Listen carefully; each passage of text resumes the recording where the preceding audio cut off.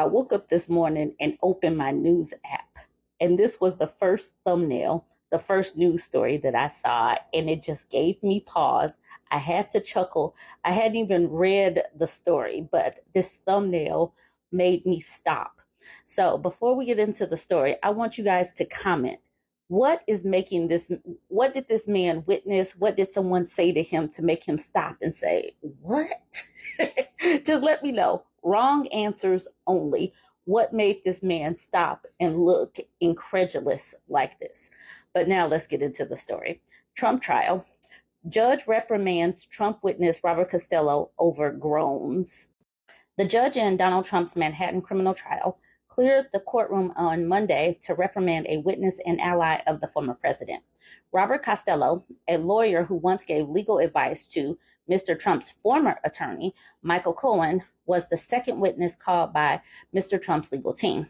Mr. Costello has been an outspoken critic of the case against Mr. Trump, who has pleaded not guilty to 34 felony counts of falsifying business records in relation to a hush money payment. On Monday, Mr. Costello appeared to take his frustrations with him to the witness stand. Jeez, Mr. Costello sighed into the microphone as Justice Juan Merchan repeatedly sustained objections from the prosecutors, cutting off his responses. I'm sorry, the judge immediately responded in a frustrated tone. From that point on, things only escalated as Mr. Costello later appeared to groan at more objections and long sidebars between lawyers and the judge. Justice Merchan, apparently hitting his limit, asked the jurors to leave the room so he could discuss proper decorum in my courtroom with Mr. Costello. With the jurors out of sight, Justice Merchan began to chastise the former federal prosecutor, who Cohen said served as a back channel connecting him with Mr. Trump and the White House in 2018. You don't say geez, and then if you don't like my ruling, you don't give me the side eye, and you don't roll your eyes, he told the witness. Mr. Costello seemed to make a face at Justice Merchan as he scolded him, sparking another fiery response from the judge. Are you staring me down? He barked shortly. Clear the courtroom, Justice Merchan said, prompting court officers to shout at the dozens of members of the public and reporters to leave immediately. Some journalists objected to being kicked out of the public proceedings, but ultimately obeyed as officers shooed people from the room. Reporters stood stunned in the hallway for several minutes before officers allowed everyone back in the room. So, tell me, what was Costello saying here? But wrong answers only. Now, let's just do an overview about what is going on with Trump in this particular trial. To convict Trump, the jury will have to rely on Michael Cohen's word, would you? And apparently the testimony has wrapped. To paraphrase Barack Obama, I'm not against all prosecutions of former President Donald Trump, just the dumb ones. This article is from The Hill. People v. Trump is a dumb prosecution. Manhattan DA Alvin Bragg has staked his case on the uncorroborated testimony of a convicted felon who is an admitted serial perjurer and is highly biased against Trump. I want this man to go down and rot inside, he has said. I'm referring, of course, to Trump's former personal attorney and fixer, Michael Cohen. The case concerns entries in the Trump Organization's business records reflecting a hush money payment to porn actress Stormy Daniels. It is undisputed that Cohen personally made the hush money payments, that the Trump Organization reimbursed him with checks signed by Donald Trump and others, and that the reimbursement payments to Cohen were falsely recorded in business records as compensation for legal services. The dispute is over whether Trump knew of and approved the false entries. Michael Cohen was the only prosecution witness to testify to words or deeds by Trump that could establish his alleged criminal knowledge. According to Cohen, at the meeting in early 2017, he, Trump, and Alan Weisselberg, then the chief financial officer at the Trump Organization, agreed to conceal the reimbursement payments as legal fees. Question: did Mr. Weisselberg say in front of Mr. Trump that only those monthly reimbursement payments would be, like a retainer for legal services? Cohen responded with yes. Cohen is an accomplice witness, a participant in the crime who seeks to reduce his sentence by testifying against another participant.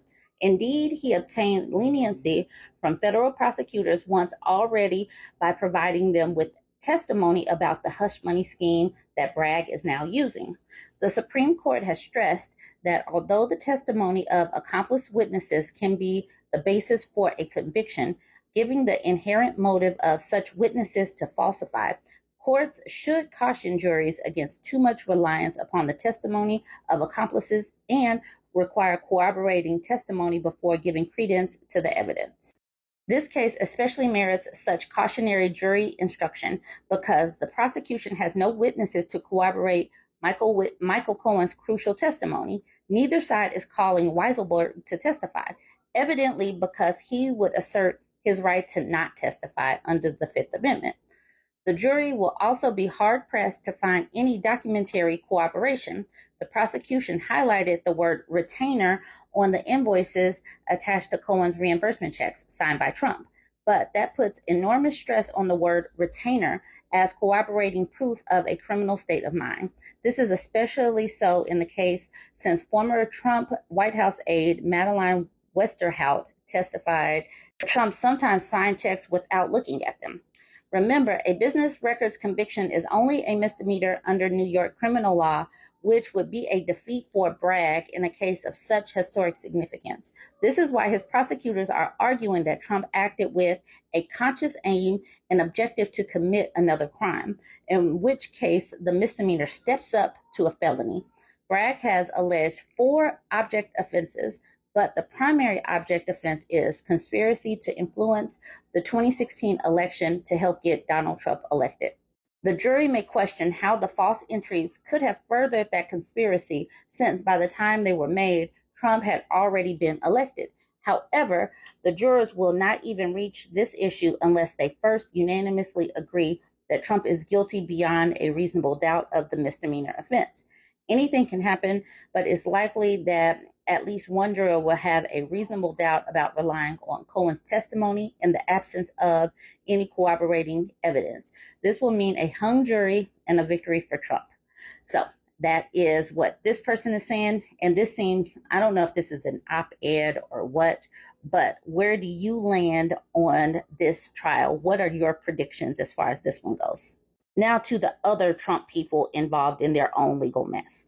Ex-New York City Mayor Rudy Giuliani pleads not guilty to felony charges in Arizona election interference case. These people really thought that they could pass themselves off as fake electors. They really got themselves in trouble because of Trump. Former New York City Mayor Rudy Giuliani pleaded not guilty Tuesday to 9 felony charges stemming from his role in an effort to overturn Donald Trump's 2020 election loss in Arizona to Joe Biden. Giuliani appeared remotely for the arraignment that was held in a Phoenix courtroom. His trial will take place in October. Former Arizona Republican Party Chair Kelly Ward and at least 9 other people were also arraigned on Tuesday for conspiracy, forgery, and fraud charges in Phoenix. She and 9 others have so far pleaded not guilty. Her trial date is set for October 17th, about 3 weeks before the U.S. election. It looks like Giuliani is representing himself. He doesn't have outside counsel. Giuliani said he received a summons but did not have a copy of the indictment. He said he's familiar with the charges, though, by reading about them. Arizona authorities tried unsuccessfully over several weeks to serve Giuliani notice of the indictment against him. Giuliani was finally served Friday night as he was walking to a car after his 80th birthday celebration in Florida. On Tuesday, in response to the prosecutor's request for a $10,000 cash bond after outlining the difficulty in serving Giuliani in the case, he said, "I have a fair number of threats, including death threats, and I don't have security anymore. So I have very strict rules about who gets up and who doesn't." The judge required Giuliani to post a secured appearance bond of $10,000 as well as appear in Arizona within the next 30 days for booking procedures. The fact that so many of these college-educated, law-knowing people, law-knowledgeable people were willing to do these criminal deeds for Trump is beyond my imagination, but Trump was able to get people really swooped up in MAGA land. But hopefully these people get some really good consequences against them. Y'all let me know what you think about this one. Don't forget to like, comment, and share.